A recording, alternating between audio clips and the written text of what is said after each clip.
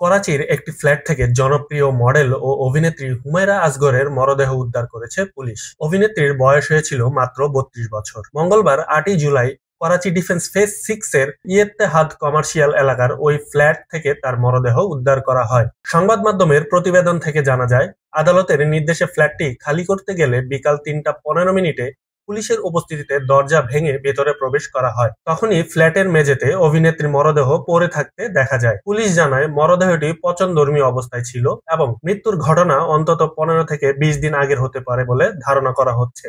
Police সূত্র জানায়, দীর্ঘ ৭ বছর ধরে ওই ফ্ল্যাটে একাই বসবাস করছিলেন হুমায়রা আসগর। বকেয়া ভাড়ার জন্য ফ্ল্যাটের মালিক তার বিরুদ্ধে আদালতে মামলা করেন।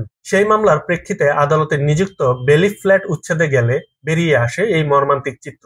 ঘটনাস্থল থেকে ফরেনসিক নমুনা সংগ্রহ করেছে পুলিশ এবং মরদেহটি ময়নাতদন্তের জন্য পাঠানো হয়েছে হাসপাতালে। Police surgeon doctor Sumaiya Syed জানান, মরদেহটি পচে গিয়েছে এবং মৃত্যুর প্রকৃত কারণ জানতে ময়নাতদন্ত প্রতিবেদন পর্যন্ত অপেক্ষা করতে হবে। প্রতিবেশীদের মতে হুমায়রা খুব বেশি মিশুক ছিলেন না এবং ভবনের অন্যদের সঙ্গে তার যোগাযোগ ছিল সীমিত। উল্লেখ্য, তামাশাগড় রিয়েলিটি শো ও জালেবি সিনেমার মাধ্যমে ব্যাপক পরিচিতি পান হুমায়রা আসগর। তার এমন রহস্যজনক মৃত্যুতে শোকাহত ভক্ত, অনুরাগীরা এবং পাকিস্তানের বিনোদন জগতে শোকের ছায়া।